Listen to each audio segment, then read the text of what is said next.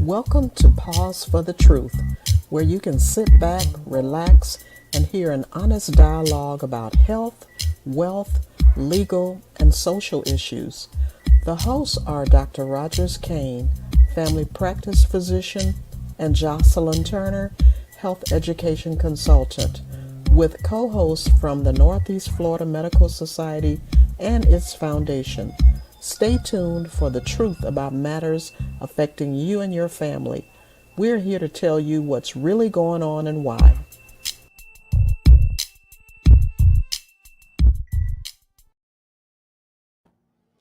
Good evening and welcome to Pause for the Truth. I am your co-host, Jocelyn Turner. I tell you what, I would say these Tuesdays are rolling around, but we had a special week. We actually did a special podcast a couple of nights ago. So when we thought about doing this podcast, Dr. Kane wanted to do it multiple days of the week, and I've been kicking and screaming saying, no, just one day a week. But anywho, we are excited tonight as we continue the discussion on voting because we all know the impact of voting or not voting. And we have a distinguished guest with us, Dr. Marcella Washington. I'll bring her on in a moment. I would first like to acknowledge our behind the scenes guy, usually, but who has come from behind the scenes this evening, and that is our technology wizard, as he refers to himself, Tyrone Jackson. How are you doing this evening, Tyrone? I'm doing well. Thank you very much for asking, Miss Jocelyn. I was saying to you earlier, it's a Jocelyn day, beautiful day in Northeast Florida. He's referring to the weather because I always comment on how beautiful it is in Florida. But you know, Tyrone, I read something that was very disturbing earlier, saying that Jacksonville is one of the hottest cities as far as temperature, extreme temperatures this past summer. So we want to make sure that people are remembering to stay hydrated. And obviously, our regular viewers can see that there's a face that's missing tonight, and that is Dr. Kane. He may or may not be joining us, but um, Dr. Washington, if Tyrone decides to go behind the camera, it's girl power tonight. I think we can do it. Yeah. Yes. But don't leave, Tyrone. You don't have to leave, but yes. No, Dr. Kane told me to make sure to stay up front. Don't let those ladies take over. Look at me blaming Dr. Kane, and he ain't even here. Not even here. So, as I said, we have with us Dr. Marcella Washington. I'm going to let Dr. Washington start out by just telling us and our audience a little bit about yourself and your background and your interest in this area. Thank you very much. Yes, I'm Marcella Washington. Actually, I'm a native of Jacksonville, Florida. I was born and raised here, attended all the public schools, graduated from Stanton High School in the 1960s. Then I went on to college and graduate school, but I'm a professor of political science, a retired professor of political science. And I've taught American government, Texas government, state and local government, international relations. But my last job was teaching at Florida State College. I did that for 28 years as a professor of political science, and I was involved, I'm happy to say, also with starting the first faculty union. I was the first president of the union there at FSCJ, so we got that done. But overall, just interested in Black politics, women's issues, and also just teaching the community as much as I can about government and the structure of government and the procedures. Things like the Electoral College and the presidential primaries and how it's different from the election we're having right now, and all the intricate details of American government that have taken me years to learn that I would like to pass on now to everyone. I can do that now. Yes. Wow, what an awesome career. And you mentioned things that many people don't understand. I know when the elections come, particularly the presidential election, Yes. that's when we start hearing about Electoral College. And to be honest with you, Dr. Washington, I've never really understood that. Can you explain what is Yes. the Electoral College and who gets to Yes. be part of it? Yes, yes. Let me first begin by saying when it comes to electing the president of the United States, and the vice president, it is all an indirect process. Voters do not directly, for example, nominate the candidate for president, vice president. That's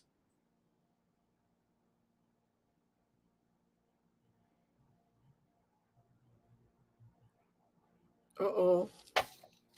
Tyrone, can you hear her? No, I cannot. It looks like we lost her. Dr. Washington, we can't hear you.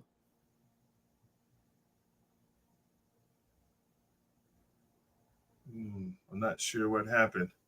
Yeah, we can't hear you, unfortunately, Dr. Washington.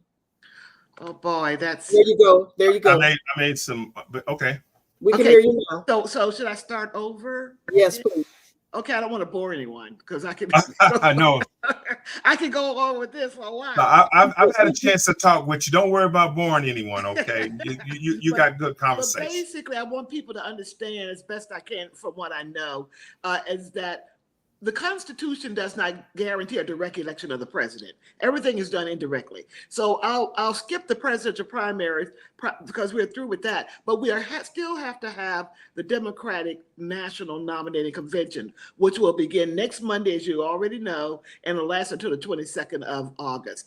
And that's when Vice President Kamala Harris will officially be nominated, and Governor Walz from Minnesota will officially be nominated president and vice president, respectively. Okay, but that's done indirectly by the delegates. She already really has the nomination. That was done virtually a few days ago, but formally she will do that at the convention. Now about the Electoral College, I'll talk a little bit about that.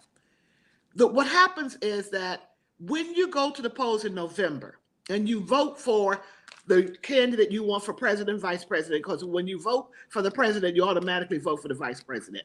Let's say we vote for Kamala Harris and Tim Walz. You're really not directly voting for Kamala Harris and Tim Walz. You're really voting for the electors from Florida, and Florida, I think, has 30 electoral votes. So Florida has 30 electoral votes. And the way you determine the electoral votes is you add up the number of members that state has in the United States House. There are 435 members in the House, plus every state gets 2 senators. So Florida has 28 members in the House, plus 2, that makes 30 for Florida. So when you go to the polls and you vote for Kamala Harris and Tim Walz, you're really saying, I want the 30 Democratic electors to win Florida. If you vote for Donald Trump and J.D. Vance, if you're a Republican, you're really saying, I want the 30 Republican electors to win in Florida. Whoever gets the most popular vote, then that slate of electors will carry that state. So if Donald Trump gets more popular votes in Florida, the Republican electors will go to the Electoral College in December and give 30 electoral votes to Donald Trump. But if Kamala Harris and Tim Walz win Florida, then the Democratic electors from Florida will go to the Electoral College and give 30 electoral votes. And that's the way it works in every state. So every state gets a certain number.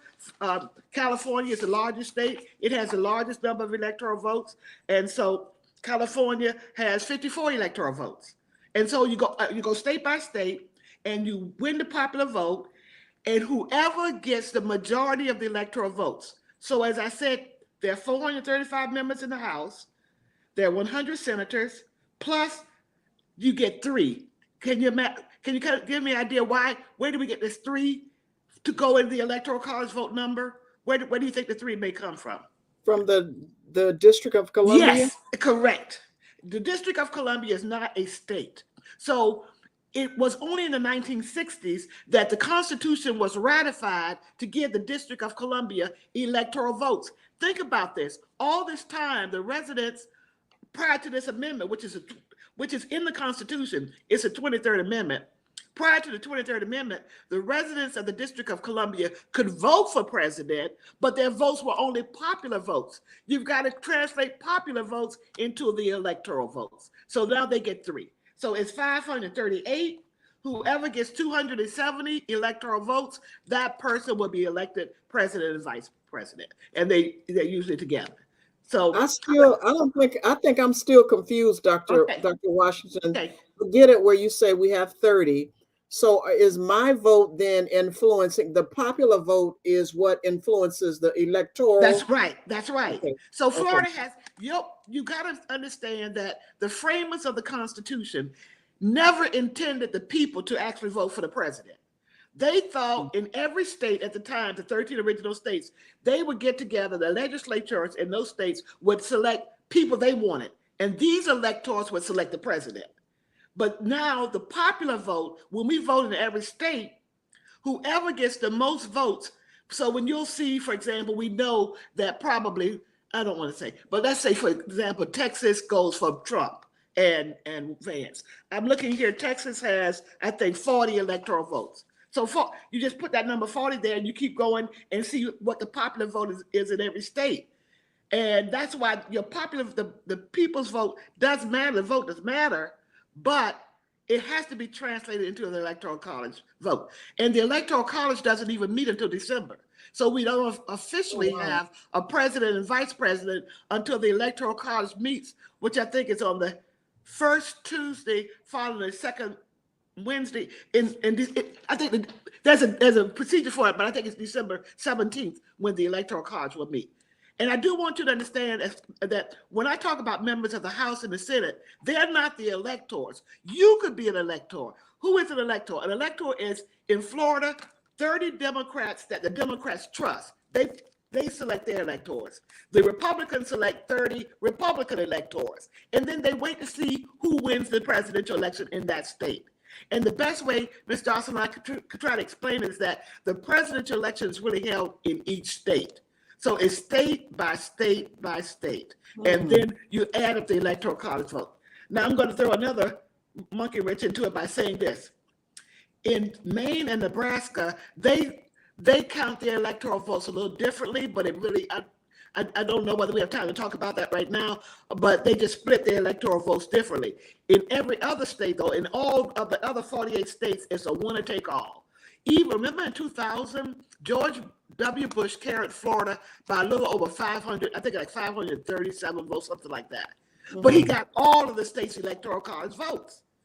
So it's important that people go out and vote. Every vote counts because, especially this election, the former president is threatening to do things if there's a close election. It not only has to be a victory for the Democrats. If the Democrats plan to win, they've got to have a clear victory especially those battleground states that we've been talking about: Michigan, Wisconsin, Pennsylvania, etc., Arizona. Then that's going to determine that actual Electoral College vote victory, and the number is 270. Does that help a little bit? Wow. Well, hold on. A lot of people. I just want to say one. I want to put a pin in something you said and have you to repeat that. You said that the founders never originally intended for the people to elect the president. Correct. And also, let me just say one more thing about this, because when I will tell my students this.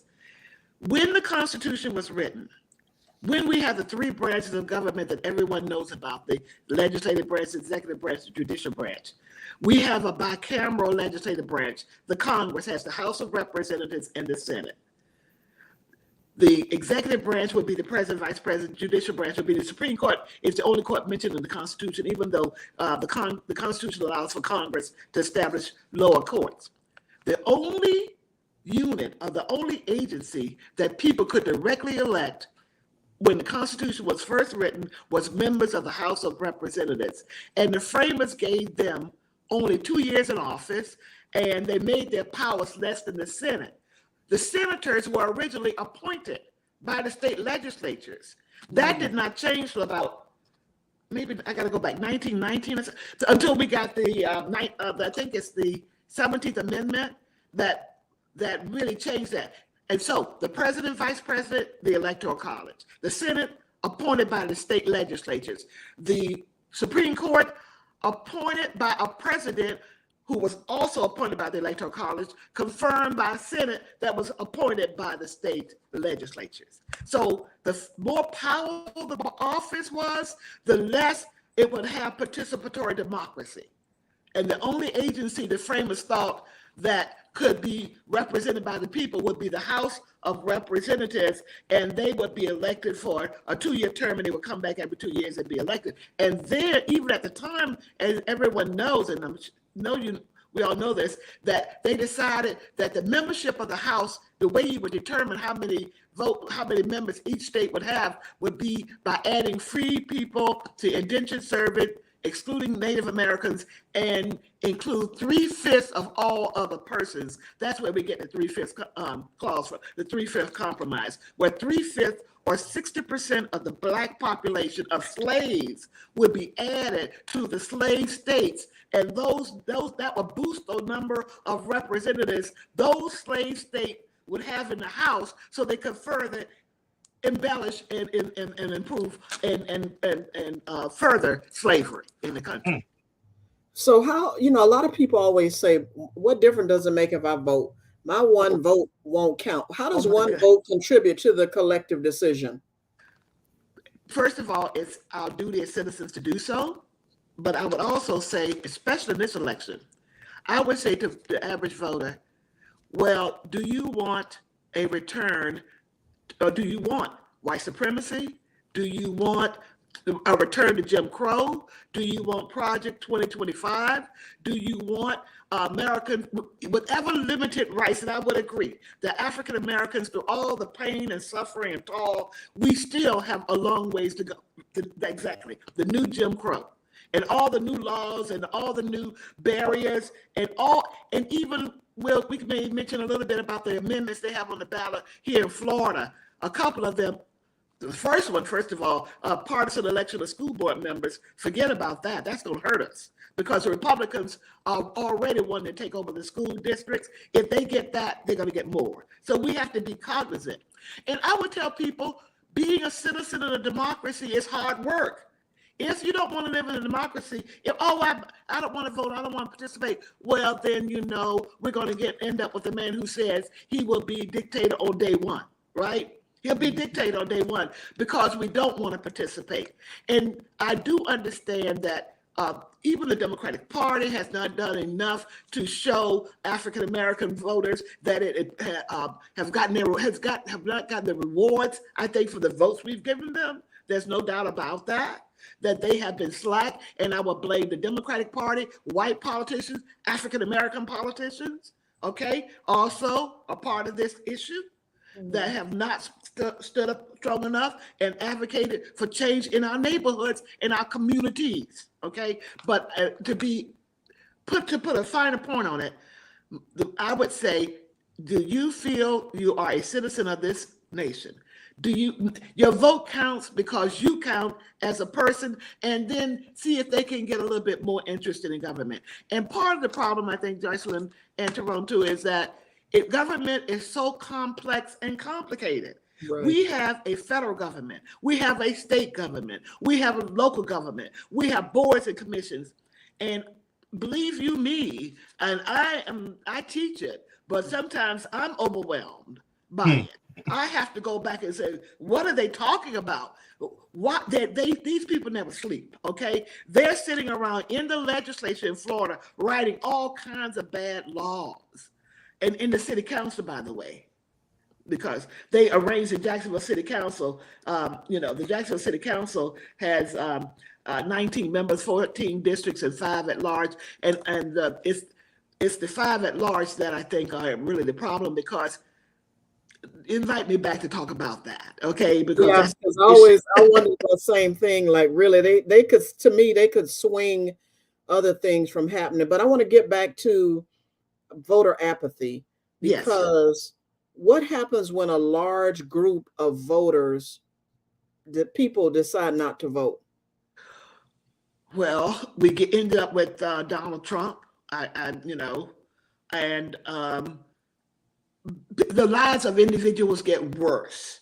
And I think, I don't want to say leadership, because I'm a true believer that people can have a role in their own destiny and in their own democracy, because democracy again means government by the people. But I grew up on Myrtle Avenue and Davis Street, and the house I lived in for years and the other one, they've all been torn down. The neighborhood is gone. I'm moving. I live in Arlington, but I want to move back to that part of the town. And my family's like, why? It's a lot of crime and all, but I want to be in the middle of it too. I want to go back and see what I can. Don't want to go back as a missionary or somebody to save people. But my job is maybe once in a while I can have I would like to have, and I did this last week. I want to have a school where I could go maybe 2 or 3 times before the election and do what I'm doing right now, just educating people on what I know, and just saying, okay, you don't know about the city council structure? Let's have a little handout. Look at this. And voter education, I think it leads to, if we don't have a lot of voter education, you get voter apathy. So people are like, why should I vote? Well, if you knew how the system worked, you would vote. But because you don't understand that there are 5 at-large members of the council, all Republicans, and they are voting against, they just got rid of the diversity and equity and inclusion department that Mayor Deegan had established. They say, oh, we don't need that. We have the Human Rights Commission. As if that's enough for African American. You don't need very much. So we need, again, not only citizens to participate, we need better public elected officials. We need to hold people's feet to the fire. We need to be aware of their interest. We need to say, okay, if you're going to run as a Black Republican or even a Black Democrat, Democrats, I think, have a little bit more connection. But if you're going to run as a Black Republican, then just make sure that you understand how you're going to bring it home. But usually the Black Republicans who run, except for one here in Duval County, they represent. We have one at large. We had two Black Republicans at large, and they tended not to really cater to Black interests. And none of the at-large people do, because they're elected by everybody in Jacksonville. So they don't have a district. And so when it's just a complicated system that works to dilute Black participation, okay? And there are all kinds of little schemes out there. As I said, some of this amendment to have partisan election of school board members is an example of that. We must vote against that as a group. So if you're just tuning in, I'm sorry. If you're just tuning in, we are learning from Dr. Marcella Washington. If you have a question for Dr. Washington, you can dial in 904-800-8403. Again, 904-800-8403. Dr. Washington, can you give me an example of where voter turnout changed the outcome of an election? I think maybe it wasn't so much, but I think Mayor Deegan, I don't know how high the voter turnout, but she certainly was able, and she actually worked to get the vote out and to really whip the vote and get people interested. Because I think even Nate Monroe is an editorial writer for the Florida Times Union, and he had already predicted that, I don't think she's going to, I forget, Don Davis, I think, who ran against her, the Republican, he was favored to win, but she was able to do it. I think the black vote can always have an influence in an election where Blacks have a lever. Let me give you an example. When we look at Amendment 4 on the ballot, that's abortion access. That's a controversial issue, okay? Mm-hmm. But in Florida, as you know, the state legislature passed a law, said, if you can't have an abortion after 6 weeks, okay? If you're 6 weeks pregnant, then if you're 7 weeks pregnant, forget about it. Well, some people don't even know they're pregnant. Many women may not know, and it's such a touchy and private issue. But now the issues on the ballot that will allow women to make an individual choice of their own, and how they deal with it, with their families or whatever. But it will allow for women to have access to abortion up to a viability, which is around 24 weeks. And I think most medical, maybe OBGYN doctors will say that's very self. We don't go that way, because the Republicans say, oh, women have abortions up until birth. No, no, you don't. They lie and they twist. But I want to make this point. I think the Black vote will be crucial on this amendment. Recreational marijuana is another one, and partisan school board are the ones that I'm going to point out right now. Recreational marijuana, I think, first of all, they have a lot of money. They have already raised close to $60 million to get that proposition through. Abortion excess is not as good as about 35 million, maybe a little bit less, $1 million. But what I think could happen is the people who call themselves pro-life, many of them who are staunchly Republicans, who believe in the death penalty, who do not believe in equity, who do not believe in diversity, but claim they care about unborn children, they're going to try to use information, I think it's propaganda, to tell many Black men and women, you should not vote for this amendment because you're killing Black babies, okay? I can see that happening already. Yeah. I don't think that's the way we should see it, only because for what I can understand, abortion it's not a collective choice. It's not like a group of people get together. I think it's an individual woman's decision to do that. And it's so private, I don't want to say too much more about it, because to me, it's such a private thing. It should not even be in the private sector, other than to say, we would like to see women not make that choice, but if that's their decision, if they do make that choice. So Dr. Washington, before you go past that, I want to give this point. Okay. I actually picketed out. I not picketed, but I was out at the rally when Florida's law changed about abortion, and because I had a right to life, a pro-choice sign. Yes. A person came up to me and said, "Are you a Christian?" Yeah. And I was just like, you don't go there with me, right? Yes. And are you a Christian? I said, let me ask you a question.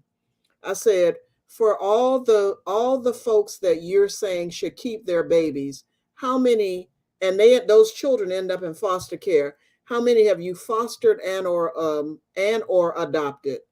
I would if I could afford it. I said, exactly. That's a choice that you made. But they're not adopting Black babies. They're not. You choose. No, wait a minute. Let me finish. I said, you chose not to foster or adopt because you can't afford it. So when a woman makes the choice for herself to end that pregnancy, that's her choice based on the reasons that she knows, right? But are you a Christian? That's all she kept chanting to me. But are you a Christian? And I said, are you, Christian woman, how many children have you fostered or adopted? So anyway, we can go on and on with that. And that's my whole thing. So when you were saying that, the choice should be the individual. That's always been my thing. Yeah, yes. Be the individual. And I do think that Dana Bash of CNN was interviewing J.D. Vance because they were asking about this question. And this is what Donald Trump says. It's been given over to the states. As if the states, it's not the state's decision. That's dictatorship, actually. It should be that individual woman's decision, Jocelyn. So yes, I'm with you and I hear you. But I don't want to be out there saying abortion, rah, rah, rah. But right. It should be a choice. And I think Black voters should vote pro-choice because it's a right. And just like any other right that we're voting for, voting rights, human rights, gay rights, civil rights, abortion rights, they all fall into that package. And the right to own a gun. And the right to own a gun if we want to. So what if we did the same thing for it as we do the abortion, right? Your right to bear arms is your choice. I may choose not to bear to bear arms. But anyway, enough about me. Look who joined us. Senator Hill. Former State Senator Anthony C. Tony Hill. How you doing? I'm doing great, Josh, and I'm doing great. I'm just standing with tip-toe anticipation of this conversation. Well, we've already gone through so much already. I've been on all the time. I've been listening to you when you started out. Thank you. I know she was breaking that electoral college down, wasn't she? She broke it down. Joshua and our friend at the top, Tyrone. I just want you to know that I had the pleasure of 2 elections of being the electoral college. Oh, hello. I didn't say J-Lo. I said hello. Okay, And well, so go. I had the opportunity in 2000 when Gore, and I'm going to tell you something that's really funny about this, Josh. So when I was in high school at Reebok, I want y'all to know that's the only high school in Florida. But No. when I was in high school, we had a civic teacher by the name of Miss Bustamante. That's a member of St. Paul AME Church. And Tyrone, Daryl Sharpton was in that class with me. And in 2000, he was an electoral college for Bush, and I was an electoral college for Gore. Who would have ever thought it? And so I would just add to that. And then again, I had the opportunity when President Obama went around in that 2008 election. I would just go on to say to you that winners takes all in Florida. So if we win in Florida, we will have citizens who are working in the campaign, because we were working in the campaign at that time. Also, am a former member of the Democratic National Committee. And Josh, I'm like Kenny Rogers. You got to know when to hold and when to fold, when to walk away. So, other folks came on, and so we kind of moved on to the side because we get elected every 4 years to be on the Democratic National Committee. And Dr. Washington is right. It's based on the electoral colleges members that you have, i.e. congressional people and the 2 senators. So now we have 28 congressional people and 2 senators, which comes to 30. So I don't want to rehash that, but all I want to say to you is, Tyrone and Johnson, the enemy sleeps in ships. While we sleeping, they on another ship. Hello. Yeah. Thank you. That was all I can do is Thank exhale you. on that one, but yeah. You need to tell us more about your electoral college story, Tony. I've never met. I've never. I teach it from afar, and I'm like, here you are. You were right there. Johnson, can I let you in on another nugget? Sure.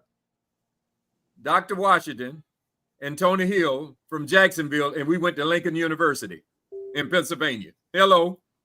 She's a Delta, and I'm a Q. Hello.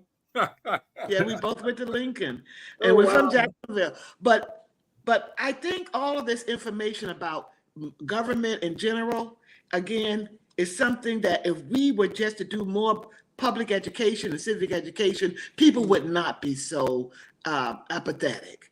Yeah. And also they may see a way. What I also would like to see. And I used to tell my students this, I'm just looking. I think the parties need to do a better job, the Democratic Party especially, of candidate recruitment, recruiting good candidates who are going to go out there and run for office.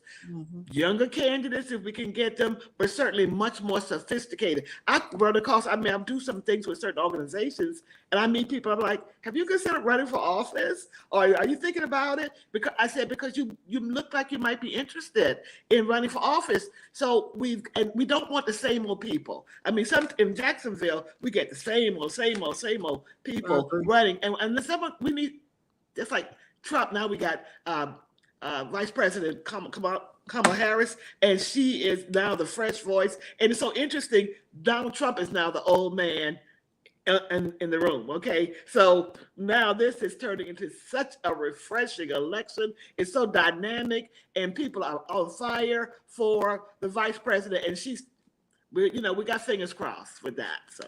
So speaking of that, wait a minute, one second. Wait a minute, Tony, hold on a second. We at this hour of the segment, don't go anywhere. We do a history maker moment. And Tyrone will cue that up. So if you all can just sit back and take a drink of water and don't go anywhere. We'll finish the discussion.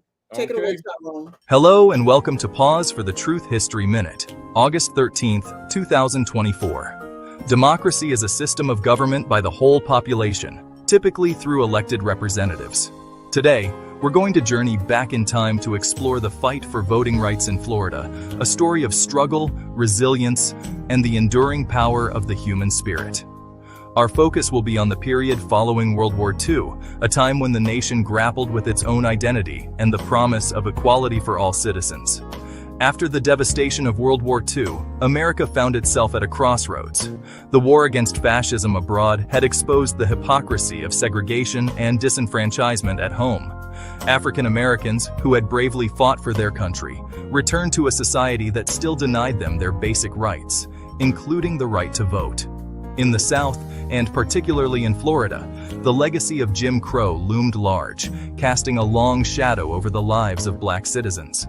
Despite the ratification of the 14th and 15th Amendments, which guaranteed equal protection under the law and the right to vote regardless of race, Southern states like Florida clung fiercely to their racist power structures. They implemented a range of discriminatory tactics designed to disenfranchise Black voters and maintain white supremacy. These tactics were not subtle. They were blatant attempts to suppress the Black vote. One of the most insidious tools of disenfranchisement was the poll tax. This required citizens to pay a fee in order to vote, a significant barrier for many African Americans who were trapped in poverty due to systemic racism and discrimination. Imagine being denied your fundamental right to choose your leaders simply because you couldn't afford a fee. It was a cruel system designed to keep Black voices out of the ballot box. The post-war period also saw the rise of a powerful force for change, the civil rights movement. Across the nation, courageous men and women, Black and white, stood shoulder to shoulder to demand justice and equality. From the Montgomery bus boycott to the March on Washington, their unwavering commitment to nonviolent resistance shook the conscience of America. This movement culminated in the passage of the landmark Voting Rights Act of 1965. This act outlawed discriminatory voting practices, including literacy tests and poll taxes, and mandated federal oversight of voter registration in states with a history of disenfranchisement. The Voting Rights Act marked a turning point in the fight for voting rights, ushering in an era of increased Black voter participation and political representation. The legacy of disenfranchisement, modern-day challenges for Florida voters. While the Voting Rights Act was a major victory, the struggle for equal voting rights is far from over. In recent years, we have witnessed a resurgence of voter suppression efforts, particularly in states like Florida with large minority populations. These efforts take many forms, from strict voter ID laws to cuts in early voting periods and registration purges that disproportionately disenfranchise minority voters. These modern-day barriers to voting are a stark reminder of the fragility of our democracy. They underscore the importance of remaining vigilant in the face of injustice and the need to continue the fight for equal access to the ballot box. We must remember the sacrifices made by those who came before us and honor their legacy by exercising our right to vote. Every vote, a seed of hope. The enduring power of the ballot box. The right to vote is not just a privilege, it's the cornerstone of our democracy. It is through our votes that we make our voices heard and hold our elected officials accountable. Every vote is a seed of hope, a testament to the belief that we can create a more just and equitable society for all. As we move forward, let us remember that the fight for voting rights is an ongoing struggle, one that demands our attention and action.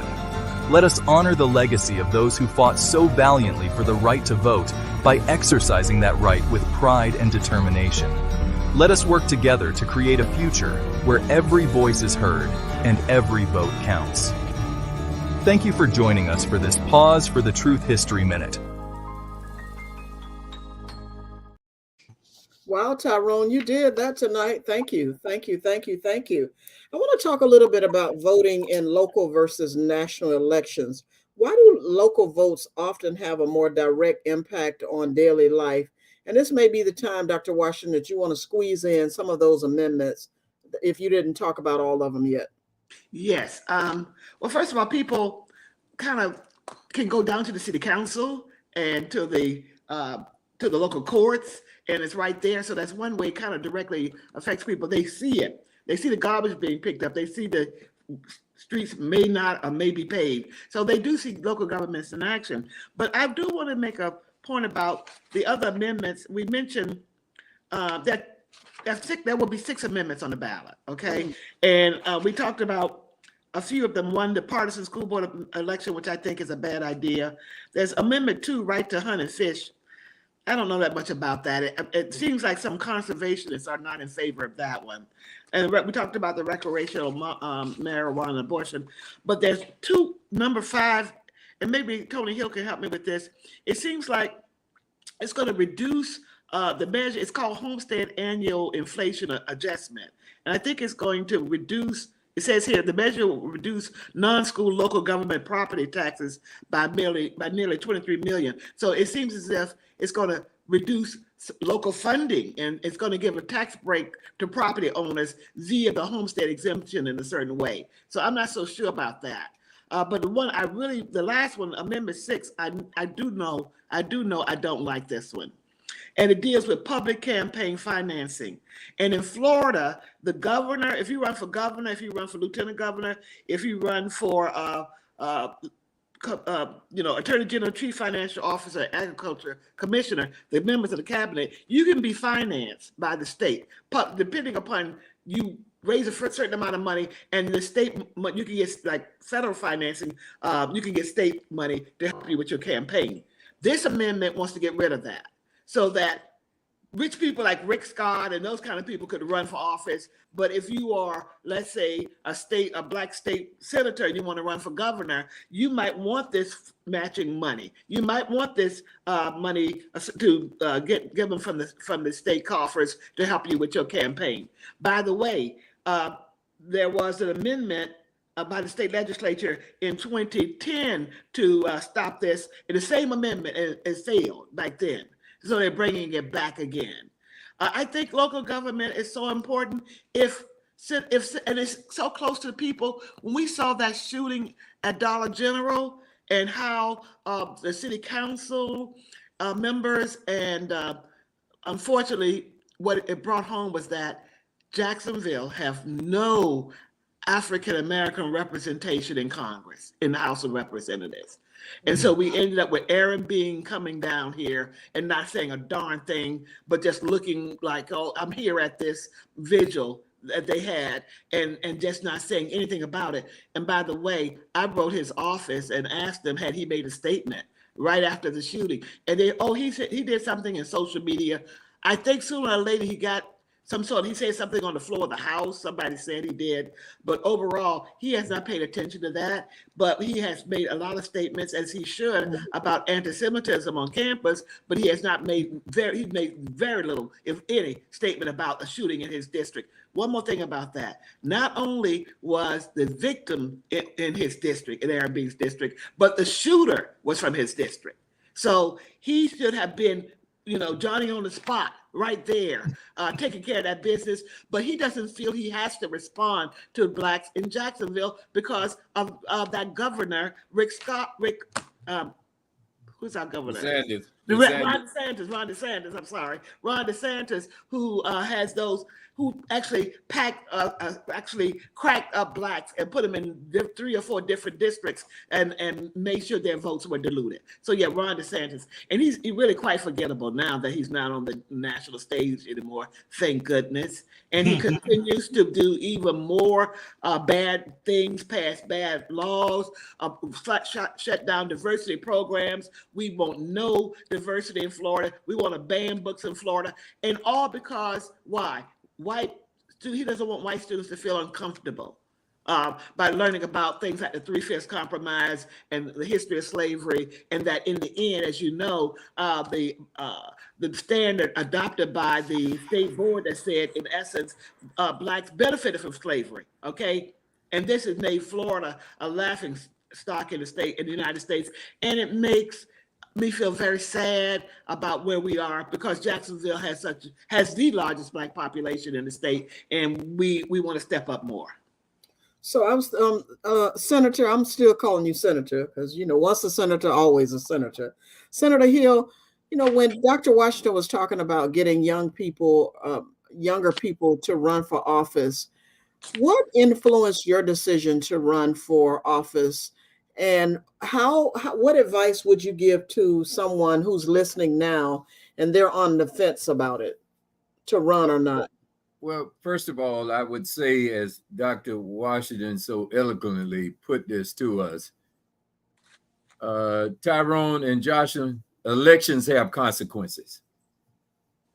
Period. Just put a period right there. Elections have consequences. And we can go back 4 years when Andrew Gillum ran against DeSantis. And DeSantis won about 10,000 votes. Elections have consequences. So we'll go a little bit further on that. I would say to you that on the 22nd of August, 6:30, we're going to meet at First Baptist Church of Oakland. Black men. The women don't took Johnson. The women don't took it and ran with it. So here come the black men now. Because we got black men sitting up in the barbershop in their man cave talking about Trump gave them a stimulus check. Hello. So here's the thing. You can't be what you can't see. Josh, did you hear what I just said? Mm-hmm. Tyrone, did you hear what I just said? You can't be what you can't see. Mm-hmm. So if we're not out there, then they won't see us out there. Yeah. And as Biggie used to say, if you don't know, now you know. Mm-hmm. Yeah. So I would just say to you, Johnson, we got to go back to the basics.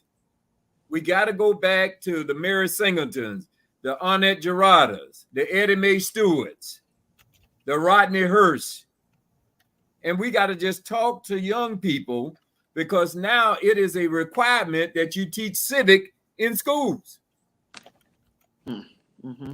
Right? But our kids, for some reason, is skipping out of those classes and going to basketball and basket weaving or something. And we're missing out. So guess what? The person who turned out, they running again. Because none of us is caught on.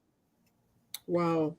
None of us is caught on. So I would say to you that the thing that I would implore y'all with this pause for the truth is get more young people on this podcast to do interviews so other kids can see them. Tyrone like that, Tony, because he says that all the time. So that's what I'm saying. I mean, here's the thing, Johnson.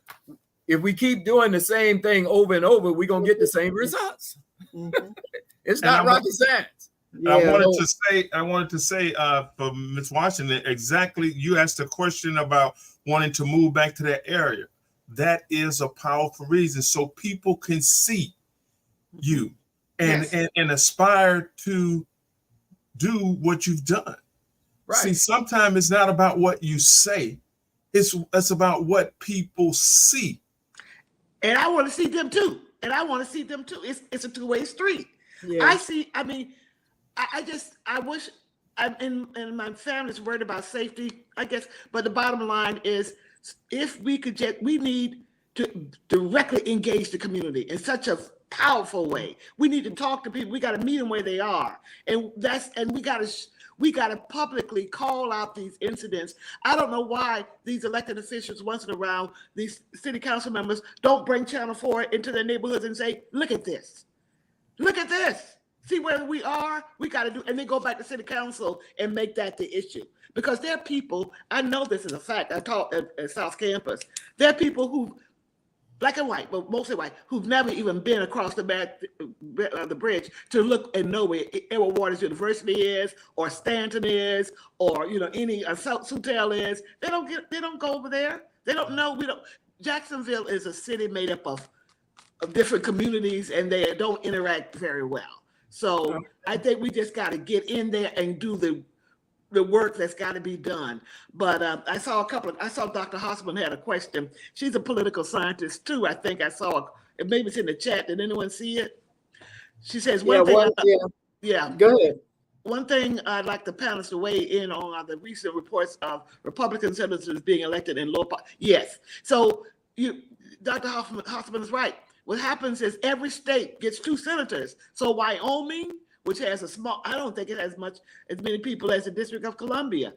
South Dakota, North Dakota, some of these states don't even have 1 million people, a little bit over 1 million, and they still get 2 senators, like Florida with, I don't know how many people we got now, I forget, 20-something million people. It's really,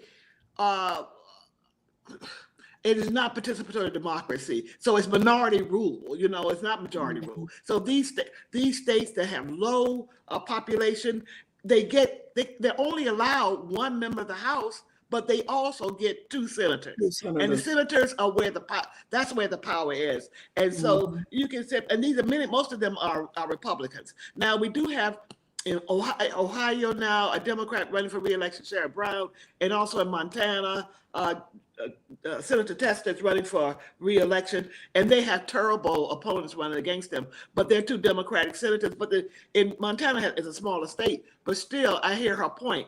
We have this idea the Senate is undemocratic. Okay, the Electoral College is undemocratic. The way we select a life term for judges and the way they're appointed undemocratic. By the way, circuit judges, I looked at this just for a minute, I'll stop. Circuit judges here in the 4th Judicial Circuit, I think I counted about 12 or 13 who are unopposed. You just look down the list. You can go to the Florida Division of Elections and look at the database for the candidates who are running, and they're all there, and you just see unopposed, unopposed, unopposed, unopposed. So why should they do anything when no one's running against them? Right. So the answer, I think, is, and I've taught all my life. I taught on I taught at the community college level, which meant we're not a research institution. Our job is to teach. Okay, so talk, teach, American government all the time, state and local, and it's just in your brain, and you're like, I'm almost at the point, I just want to spit it out all the time. So I feel that I feel very strongly that there needs to be something within the community where people can be taught. I think that's what I would like to do more of, and not a lot. I don't want a full-time job. I've done that. I'm retired. But once in a while, before the election, I've done it once, twice, and I think that's where I think I can do my part rather than just talking and maybe participating in that way. So, Johnson, as Dr. Washington comes with this dynamic conclusion, I would say to you, and pause for the truth, Dr. Kane, Tyrone, Dr. Jones. Dr. Jones. Hey, Pratt, how you doing? How are you? I'm doing great, Pratt. Just doing great from the hospital, but I'm okay. In. I got you. I would say to 3 of you that we need to put on a seminar, a workshop, and invite the community. Yes. We got to come off this podcast because most people don't know what we casting. So we need to go out, just like the Northside Coalition, the other groups. We can't just go out fighting and everything about it, which we want to have them doing that, but there has to be some education in this. And I hear Dr. Washington just crying out that she wants to get back in the game. Well, Johnson, y'all have the network, y'all have the information. We need to be at family reunions. We need to be at church conventions. Or what's the other one? What's the other one we do, Josh? Where we invite the whole family to come to the church. Friends and Family Day. Huh? Friends and Family Day. Friends and Family Day, Dr. Jones. We need to get back to that basics, because what's happening is we're allowing the minority to drown out the majority. And that's what they're doing. They're drowning us out. And as you said earlier, and I want to give some dates out before we cut off. What time are we cutting off? At 7:30? We can keep going. Okay, so great. So I would say to you that we, as a concerned community, the Florida Medical Association and Pharmaceutical, we who are in the intelligentsia community, right? The fraternities, sororities, the 100 Black men, we need to make sure that our folks know what's going on, and that, guess what? We got yard signs in our yard. I mean, Johnson, Dr. Jones, they say, there you go. They're going to another meeting. They're going to another meeting. Well, if people are watching what we're doing, we need to then demonstrate and walk the walk. We're saying, hey, this is who we're voting for. We're voting for Stanley Campbell. I mean, a lady just called me and said, I'm going with Marcel because somebody else. No, baby, you got to go with a Divine Nine brother. He's a member of Phi Beta Sigma. Hello. So I think a lot of times we wind up talking in circles and we talking to the same people that are passionate about what we are, but we have to say that same compassion in the community. Because just like Dr. Washington said, we got 5 at-large council people that is not beholden to no district like we have our district council people. So they're now all of a sudden, Mayor Deegan, progressive, doing things. Now they want to curb spending. They're talking about, well, we need to pause for a few moments because we don't know what's going to happen and all that stuff. They don't know what's going to happen when they walk out from the city hall. But they didn't do that under Lenny Curry. They didn't do that under Lenny Curry. He had all kind of spending power. So now they see, because 2 or 3 of them want to run for mayor, so they don't want her to get any play or any positive. And I see Dr. Washington shaking her head. They don't want her to get nothing. So they can go out and run and say she didn't do anything. But so raise the taxes. I want to ask a question. When we talk about democracy is at stake, what exactly does that mean? And what are the implications for democracy? Democracy means that one woman, one man vote. And Donald Trump already told you, or at least he told a group, if y'all get me in, y'all ain't never got to do this anymore. Yeah. I saw that. Hello. Joshua, we got to wake up the people. So let me run these dates down for you. August 22nd. Dr. Jones, I need you to come on out there at operating room if you can. We don't want you to not saving the lives, but August the 22nd at 6:30, we're going to be at First Baptist Church of Oakland. Because we got to get into these barbershops. These guys go to these man caves on Saturdays and Fridays, and they just talk like they up there pontificating on politics.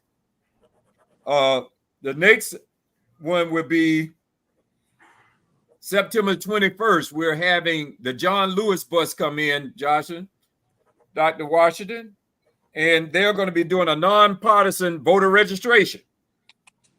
Okay. Now, let me just say this to you.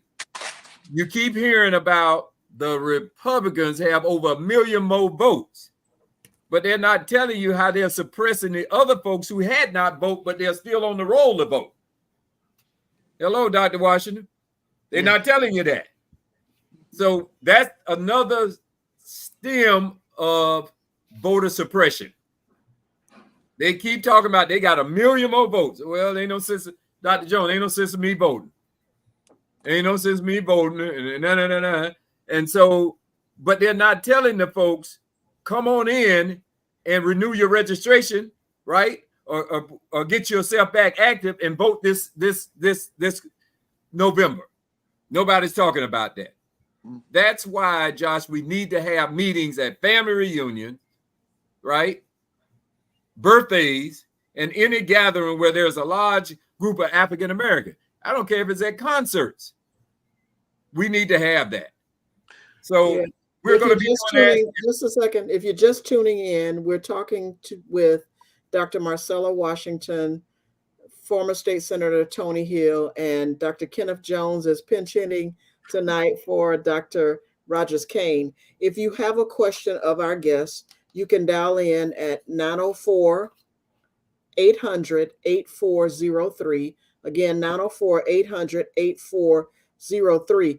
Dr. Jones, did you have a question? I'm gonna let you get back. Senator, sorry I'm late, but I'm just wondering whether we discussed at all the long game, because what I see happen, everyone gets excited every 4 years just for the presidential election. And we forget that the State House, the City Council, all of those elections are very, very important because, as you can see, the Supreme Court is now pushing back state rights when it somehow would impact the quality of life of African Americans and in a negative way, or women in a negative way. But if one were to look, I remember in the 1970s, you could not get elected to Congress in Florida if you weren't a Democrat. The governors, everyone.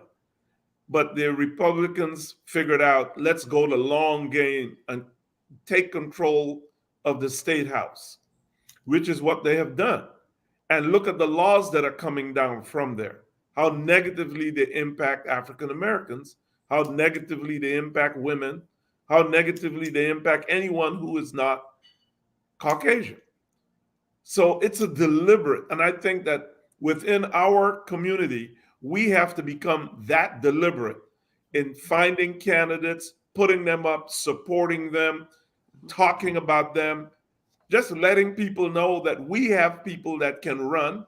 But again, what did they do when they got control of the state house? They gerrymandered the voting districts. So this was all a well thought out plan, just like the 2025 plan is. That's exactly how well these people have thought it out. You know, you have a group of very evil people that sit and think of what can they do to destroy a community. So, but we have to respond and respond in a way that has a longevity to it. So let me hitchhike on that thought with my Pratt brother. The 2025 plan, Johnson, is already in Florida. Oh yeah. Yes. That's right. It's already in Florida. Yes, it is. They're banning books. They are taking control of women's body. Here's DeSantis never went and asked some of his deep pocket people, let's defeat Amendment 3, which is recreational marijuana. Now, here's the part that should stir us up in our community. At one time, they was arresting us for an ounce of marijuana and hitting the other guy that doesn't look like me and you, sister, that was doing cocaine, hitting her on the hand. Now we got a ballot initiative that will not only, you got to have a prescription from Dr. Jones, but you can now do recreational marijuana. We should be all over that. But again, the long game. The long game is Johnson, Dr. Jones, Dr. Washington. I served 17 years in the legislature. So that means that I had a walk around the park with redistricting. This is the first time in the history of the state of Florida we allow the executive branch to draw the lines. Yeah, I know. I mean, they came back, Dr. Jones, and said, okay, we want to do this. So here's the thing, Johnson. It's not enough for them. It's 30 electoral college people. That means 30 representatives from the congressional to the Senate. They were not satisfied with having 20. They want all of them. They want all the seats. And guess what? We around here sleeping while the enemy is working in shifts. Well, we're not going to vote for the partisan school board members on Amendment 1, that's for sure. We're going to get the word out. Now, Dr. Washington, that's why we need you to come out of that retirement, because it's not a day that goes by somebody calling me about these amendments. Okay. They're calling me. I will be happy to send you something, a brief description of the amendment, but they're right there. I can send you a link. The Tallahassee Democrat has done a wonderful job. That's where I got my information on these amendments. So I will send that's you why we need to right now go public with that website. What is the website? I will send it to. I don't have it right, but I will. All right, send it to you, and you can. Joshua, when she sends it to me, I'll send it to you so y'all can put it out next week. We said You It's said a it's in the Tallahassee Democrat. Tyrone It's a- can look it up, and hopefully he can Yes. post it before. But I want And to you get can back. also go to the League of Women Voters. League of Women Yeah. Voters. League of Women So, Voters. you know, I look at the ads that are on television, and I see the folks that are running for office. I don't even hear what they say that they will do for the people. All they say is they're supported by Donald Trump. Yeah, Ron, that's right. It's a state senate seat that is from St. Johns County, and Right. I'm talking about the two. Yes, One is that's the supported one by I'm Ron talking about. DeSantis, and one it's a fight between the DeSantis, the back person, and the Trump back person, and they're spending millions of dollars because I see the ads all the time. I don't All live the in the time. district, so I have not taken really a lot I of. haven't heard yet what they're gonna do, Yeah. other than and if people would just think about that, like, what are they gonna do for your families? Like, what value will they add to your communities? But all they're saying is they're Trump and DeSantis back, and that's it. That to them is good enough for them to get a vote. You see, they Yep. understand the community they're in. They're in St. Yeah. Johns County. Yep. And They understand the look at where community. they are. I Right. mean, that's the MAGA crowd, okay? And those Yep. people, you see, you've got to understand what has happened. And we're still suffering the effects of Barack Obama being there for 8 years. Yeah. This is still the backlash. The hate that went down when he got elected and has continued today. And people need to understand that. You know, a lot of people say, oh, well, we elected an African-American president, but look what happened in the states. Look how the states were taken over, because there are a lot of people that saw the ascendance of somebody Black as meaning they are getting less. No one thinks about this is the United States in totality. All of us are successful. There are large groups in this country that do not want to see people of color successful. Okay? So they will do anything and everything to keep you from being successful, no matter how educated and qualified you are.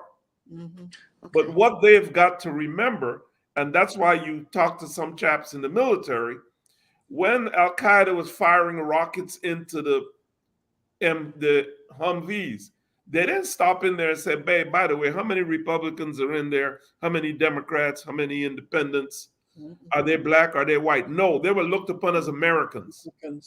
And that is what has lost its way Yes. in this country.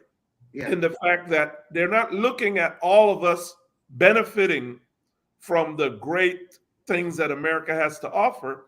It is like, oh, you're getting something, but because you're getting something, that means I'm not getting something, even though I'm not qualified to get what you have. But the only qualification that I need to get what you have is the color of my skin. Yes, exactly. And that's a fact today. And I think a lot of young African Americans need to sit down and think about that and understand what has happened over the years and the struggles and the lives that have lost to get them to where they are, where they feel they can do whatever. Mm-hmm. Thank you, That's right. Tyrone. We got it up. We got it up. Pulled it up. Yeah. So So we got just- it up so that people can see it. Yes. Okay, good. Good. Yes, that's it. And it goes through every amendment. It's very succinct, and it doesn't really take a position, but you can read it for yourselves. And then what we can do then is put out a flyer. And let me just say this, as Tyrone's putting it up there. There was a story in the news about a state house race where one candidate was considering. It had to do with a quick pick and Corrine Brown. I don't know if you followed anything about it, but I guess the point I'm trying to make is we don't want quick picks. We want Black voters to be aware of the issues, not just this is who you vote for. We want to say this is the office. The state house does this. The state senate does this. The city council does this. These are the districts. These are the positions up for election. A voter guide. We did it. I did it for DWIN 2 years ago. I wanted to do it this time. I didn't get a chance to do it, but we need some sort of funding to help with that, because I think if we can get a pamphlet out to voters just explaining Right. This is what this election is. It's a general election. What is that? What is a primary election? And it could be a fold out. This is the Senate. The Senate has 100 members. The state Senate has 30 members. 30? No, 20. How many do the state Senate? I can't remember. Tony got 40 in the state Senate, 120 in the state house, right? So those are the things we need to inform people about as we get forward to what Dr. Jones is talking about, because I do think the first step as a teacher is to educate. And when you get that information out there, I think it makes a world of a difference. Speaking of Josh, how do you think social media is influencing voter turnout and just the whole knowledge about voting? well, let me put a plug right there. Dr. Jones, you hear Dr. Washington crying out. Well, not crying, You're around a lot of physicians. You remember the Boule. No, I'm not. Okay, you're not in the Boule. Well, then the Boule. We need to talk, Josh. We need to talk to the Boule folks to tell them y'all got to put up money. Freedom is not free. Freedom is not free. The other side is doing what we supposed to be doing, but they're being funded by fat cats. Yeah. We got to figure out how we're going to have a PAC, an African-American PAC in Duval County. Because what happens is they will slip and give people like me and other folks and then have you falling for the okie-doke. Yeah, that's where the quick picks come in. That's where the quick picks, because nobody wants to put any sweat equity in to look at the candidates and hear the issues. So I'm pleading to Dr. Jones and to Josh Turner to pull some people together, 10 or 15 of them. I give monthly, by the way. Okay, you give monthly. So what I'm saying is we got to give to something in Duval County. We need a black PAC, a political action committee that we can get people like Dr. Washington rolling out a voter's guide. So the other folks don't want you to have a voter guide. Dr. Jones, the other folks don't want you to have a voter's guide. Of course not. Well, we did one for D-Win in 2022. I think, Tony, you saw it. I thought it was good. But we did that voluntarily. And the issue was we didn't have any money to get them printed. So if we do this, and Doc, you hear her talking, don't you, Doc? Yeah. I don't even know how. I don't know how Johnson, we need to move away from the podcast and have a real. We can have both. Because we can post it on the voter guide on your website. We could have done that. But D-Win, I mean, you do know about this D-Win, Democratic Women Information Network. This group of women, 2 years ago, we did a guide and it was wonderful. I worked my tail off. I don't know if I could do that again right now. It takes a tremendous amount of work to get that done. And although I'm willing to do that, I'm just saying that if I can get people to start thinking about it, even just the major thing for us, I think, was not being able to get the word out. And I think even the Urban League has a billboard. It says vote. It just says vote. You know what I'm talking about? Downtown the Urban League. Why can't we put billboards up with slogans about voting throughout the community? Like something like pass the word, it's time to vote. Or, make sure, some kind of catchy phrase about voting that will really get the people, not just a voter guide, voter education. The work we have to do is tremendous, and it's a lot of work, and we need black elected officials to buy into it as well. We can't. Well, that's why I mentioned, Dr. Washington, that's why I mentioned social media, because younger folks, they're on social media. So how do you think social media can influence all of this? I think I have TikTok. I don't even know how to use it. I don't have Facebook. I'm just old. And Jocelyn, you just asked her a question about social media. You work for the health department. You don't retire from there. You were all over the social media. We got different aspects of what we can do in this community if we just sit down and come together. We got to come together. Dr. Washington just told you about D-Win. We got to get our community together in order for other folks to strive. Let me just say this as a side. Have you guys talked to Wells Todd with Take 'em Down? Take 'em Down? No. Okay, there are all kinds of groups out there that are meeting. And Tony's right. So you got this group doing this with the Confederate monuments. You got another group doing this with D-Win. You got other groups that's what about the Yellow House? Have you guys know about the Yellow House? Okay. Yes. You know about the Yellow House, right? There are things going on over there. They're having another meeting at the end of the month with all different Northside Coalition is there, all these groups. And I went to one of the meetings. I'm like, we just need a list of all. We need to start with a list of all of the active organizations in Duval County because people are doing things, but they're going hither and thither, and there's no coordination. So it's time really to form a true consortium, like Yes. what you guys Yes. did before. Yes. Yes. That's where, and then, for instance, if you're going to do education, somebody needs to sit down and figure out what's the budget, how much money we need to raise to get this accomplished, and that is something that we should do. Now, So I hear you, Doc. people with more time than I do, but I got you. but I could still participate.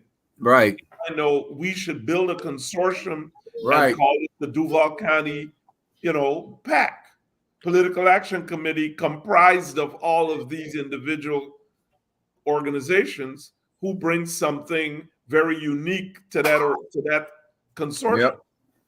Yep. And let me ask one more thing. How many of us have heard of this organization called Cuppa Jack? Cuppa Jack? You ever heard Nope. of that? Nope. Okay. That's a group of people who meet downtown they have Ron Salem, they have had the president of UNF, they have had Tracy Davis. These people have every 5 or 6 weeks, they have an event. You can look them up online and just see what they're doing. Now, they're primarily middle-class white people, but they're backed by some sort of organization. I haven't got to the root of it, but they're doing things in the community. They're bringing out people who are sort of the movers and shakers. And I think I know that they've had most of the powerful forces or in the culturally and politically in the community there. So that organization, I'm just mentioning it as an example of things that are going on that we just need to be aware of. Even we're not asking them to come into our group. I'm just saying there are things out there happening that we just need to be aware of, all these touchstones, and that there are groups doing things in Jacksonville. It's just not coordinated, as Dr. Jones said. It's not coordinated. So let me just say this to you. And I saw Melissa in Yes. saying the NAACP. Well, the NAACP is nonpartisan. We're talking about survival for our community. And a lot of times that's going to be partisan.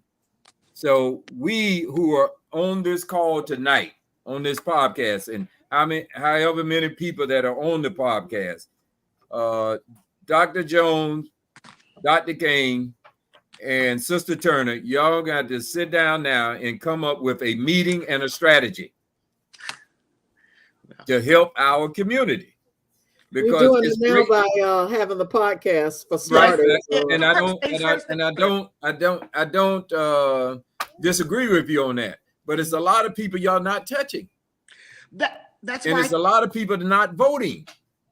We got to, and we can win. We're going to win this county on November the 5th. We're going to win Duval County.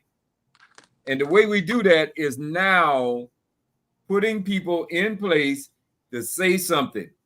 In other words, we got to find our voice in our community.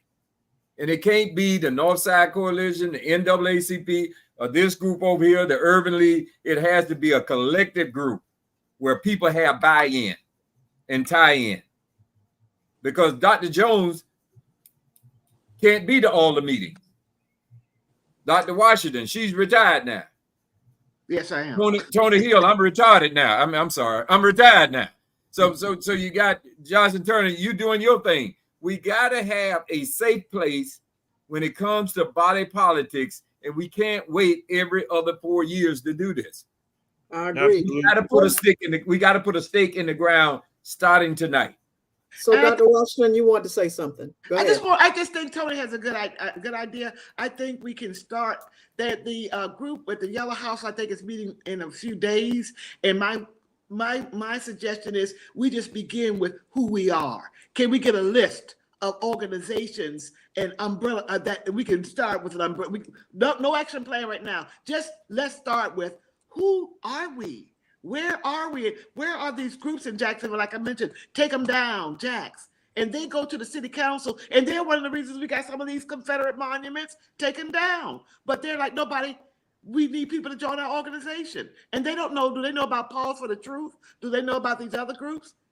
We need some sort of coordination to begin with. And that's just, and I don't know where to go from there. But I would say that's what be my little input. So I want to talk a little bit about people who choose not to vote again. Okay. What are the implications of non-participation on democracy? Well, I'm going to chime in on that and say to you that elections have consequences. So when you don't vote, you are voting, because then the people who have suppressed our vote, they want you to think like that. Like, for example, Dr. Jones, they tell you right now over 1 million more Republicans than Democrats, but they don't tell you about the inactive people who can still vote on our side of the aisle. So that's called suppress the vote. That's suppressing the vote. And so we have to continue to let people know that we have power.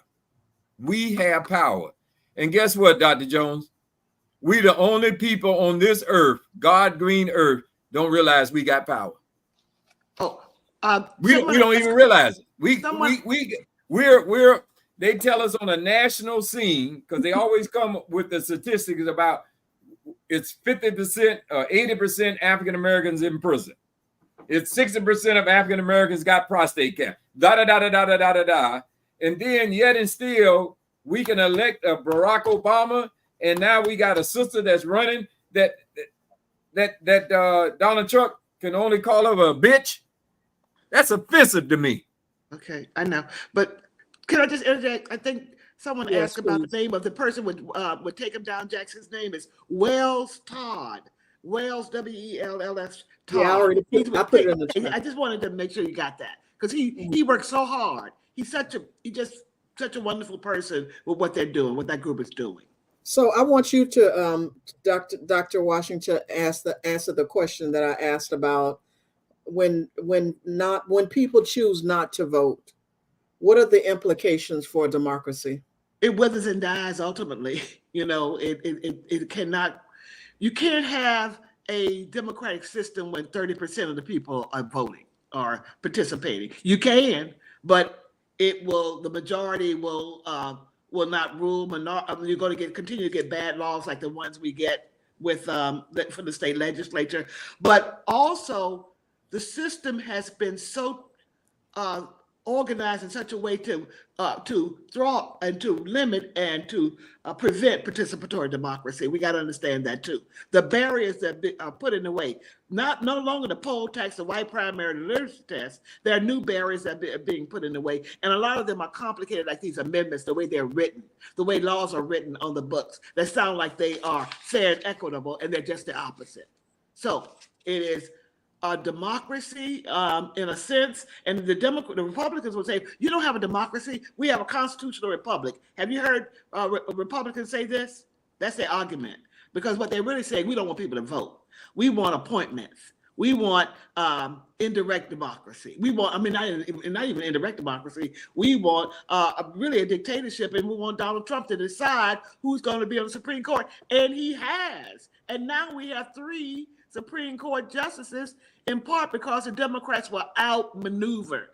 When President Obama had the opportunity to appoint Merrick Garland to the Supreme Court, he should have demanded. He could have gone to Congress and given a State of the Union message. He could have had a press conference every day and made sure that Mitch McConnell was doing was unconstitutional. It's nothing in the Constitution that says you cannot consider a Supreme Court justice simply because your party is not in the majority when you are appointing a member to the Supreme Court. That does not exist. But that's what the argument that Mitch McConnell used against Barack Obama, and it worked. But then they let Trump put Amy Barrett on the Supreme Court. And not only that, Ruth Bader Ginsburg should have been told to get retire. Okay, I agree. You know what? I'm gonna say this because then I get emotional, and then I have to calm down because I can talk fast, and my students tell me this. But once Ruth Bader Ginsburg, because I can tell you this, if it was Republicans, she would have been off that court. But they were like, oh no, we need to keep her around because Hillary Clinton is going to be president and she'll be replaced by a woman, Roman president. That was a mistake that the Democrats made, and we paying mightily for it. Now, well, as I said earlier, the Republicans have always outmaneuvered the Democrats. They think the long game. Yes, you're right. They did. I don't know where our think tank is, where they're located, but they're not making strategic decisions long term. I mean, I'm talking 20 years. Yes. I'm talking 30 years. That's how they're thinking. Yes, you're right. You're right, Dr. Jones. We're thinking 4 years. 4 years is nothing. You could toss that out in a minute. Whatever the long game is, it has to be a 30-year game, a 20-year, you set it up. 10, 20, 30, 40, 50. Where do we want to be? Where do we want this country to be? What do we want this country to look like? Don't get excited over just an election, but get excited for the future of America. So let me So give. I want to, and we're nearing 8:00, by the way, but I wanted to end this with one last question, and then I'll give each of you an opportunity to give your final thoughts. I want to talk about the power of young votes. Yes. Explore how younger generations can influence future elections. Dr. Jones, when you were talking about thinking strategically, what issues are most important to them and how can they mobilize? I see them, I see some young people at UNF, for example, who don't like the war that's happening and all the people, the Pakistanians that are being murdered and such. Yeah. But so what are your thoughts for engaging younger voters in the long run of our democracy? I mean, one of the most important from my perspective is educating people. I understand the Palestinian issue. That, I mean, they're suffering on an apartheid process right now. Sorry, I said Yes. Just look at the data, compare that to South Africa. We don't have to even go down that road. But what happened to those students when they had a peaceful protest? They were all charged with the most bizarre things. I've never heard it. If that were the case, think of what would have happened when Martin Luther King and them were doing their protests. So in states like Florida, they will suppress your ability to protest. So then you have to think, what's my alternative? As a young person, education, getting into fields that you're absolutely necessary.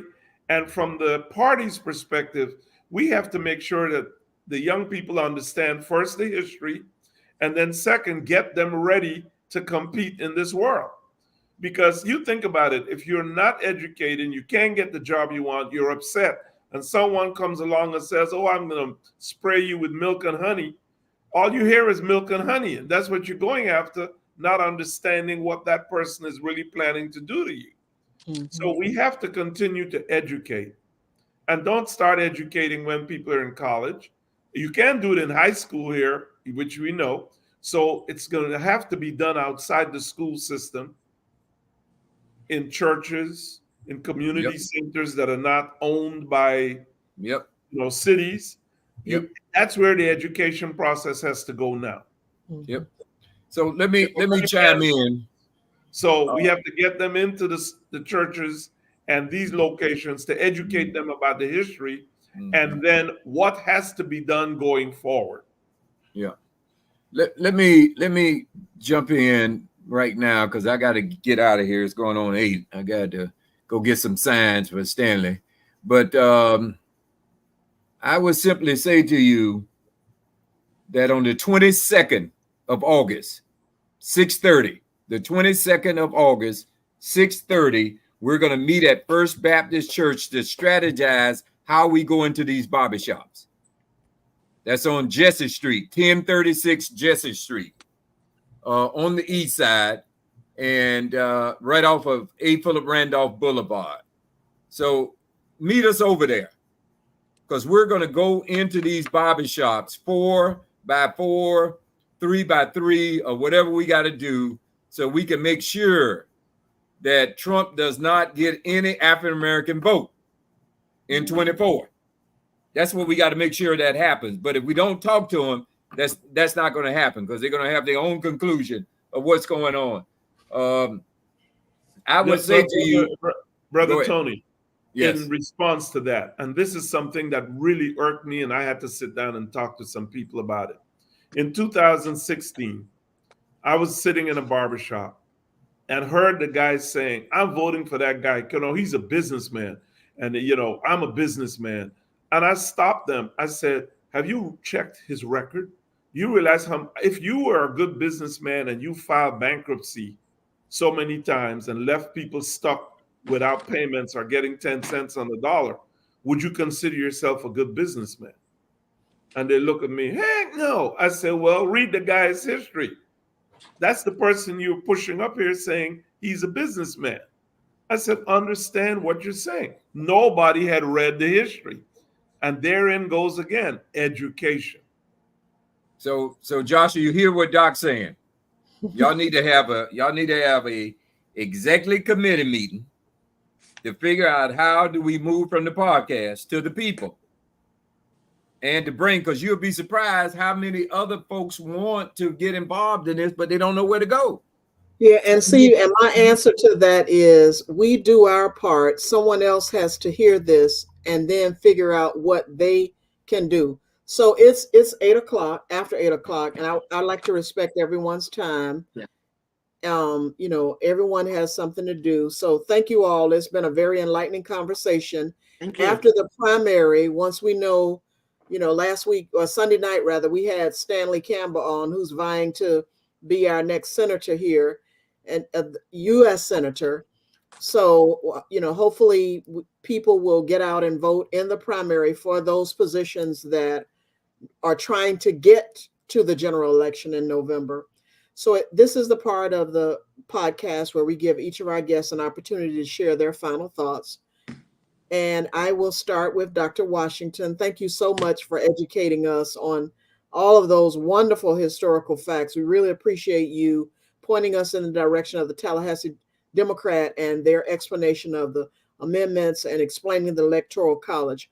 What are your final thoughts regarding tonight's podcast, Dr. Washington? It was a pleasure just talking to people and meeting everybody. Dr. Jones, seeing Tony Hill again, seeing you again too, seeing you and meeting you, Jocelyn. Just thank you so much for inviting me. Invite me back again. I will be happy, and I will follow up at the meeting at the Yellow House with the idea and remind them about this podcast and get the word around as much as I can and talk to people as you see them. Thank you. Thank you. Thank you so much.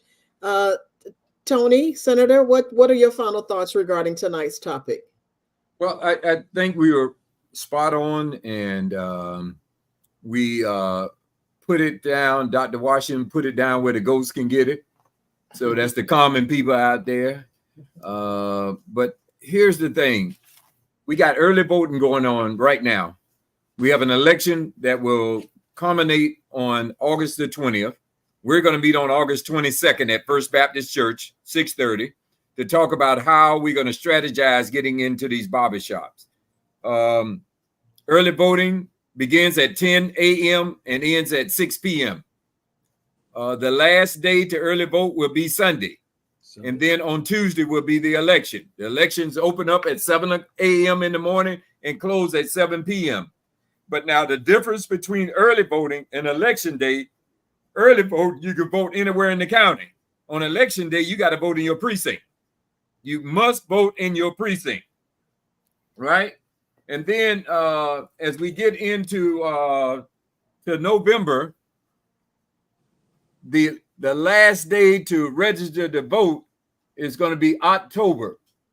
And I don't have that date, but if they go on the website, they will see it, the Supervisor of Elections Office website, that would tell them what date the early voting, voter registration. Right now, I see it's for the primary it was July 22nd. And then voter registration for us on the, I want to say it'll be October 30th, not October 30th, but October the 5th. Oh, is it? Oh, okay. Yep, I think it's October the 5th or 3rd. That's the last day that you can play in this game on November the 5th, 2024. So those are the sentiments that I would sit out to the folks.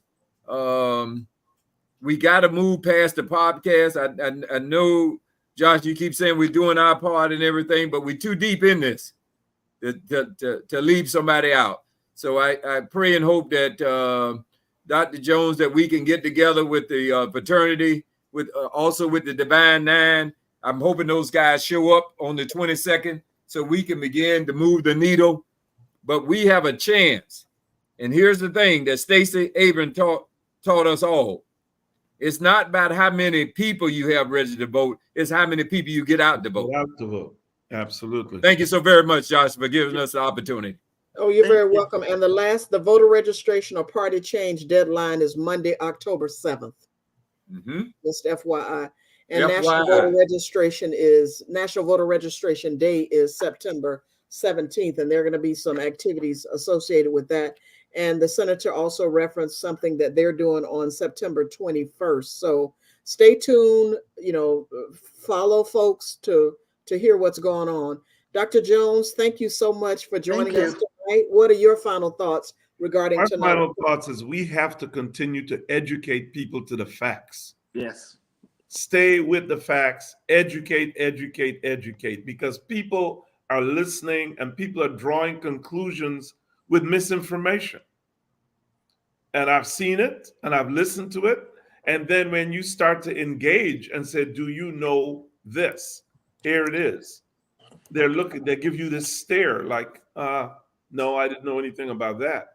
But they had already made up their mind based on misinformation. So we know misinformation is there. We have got to work on providing the correct information.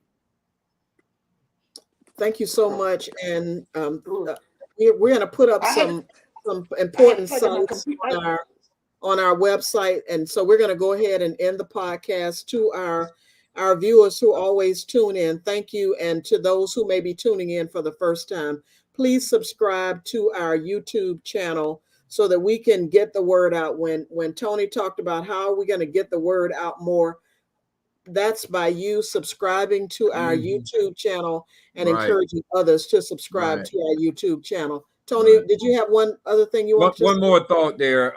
On September 25th, the 100 Black Men will be doing a forum at the Jesse DuPont Ball Center, the Jesse Ball DuPont Center. And I want to say that's going to be 6 o'clock, but that's on the 25th of September, the 100 Black Men.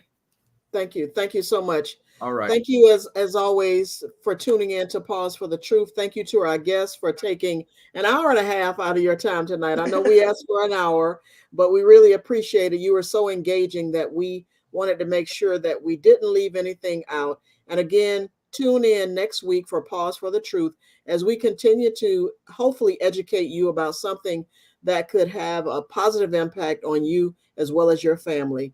Good night. Now, you see why you need to tune in every Tuesday at 6:30 p.m. Eastern Standard Time. It's been an absolute joy having you with us today on Pause for the Truth. Dr. Rogers Kane and Ms. Jocelyn Turner are so grateful for your time and support. We know you have a lot of choices, and we're thrilled you chose to spend your time with us. It means the world to us. A massive shout out to Tyrone Jackson of Call Tyrone Service for making everything run smoothly behind the scenes. Tyrone, you're truly a whiz. Remember, folks, we're here every Tuesday at 6:30 p.m. Eastern Standard Time with more insights, stories, and truths. So mark your calendars, set those reminders, and join us for another exciting episode. Thank you once again, and we can't wait to connect with you next week. Stay curious, stay engaged, and most importantly, stay tuned. Don't forget to like us on Facebook, link with us on LinkedIn, and most of all, subscribe to us on YouTube. Never forget to pause.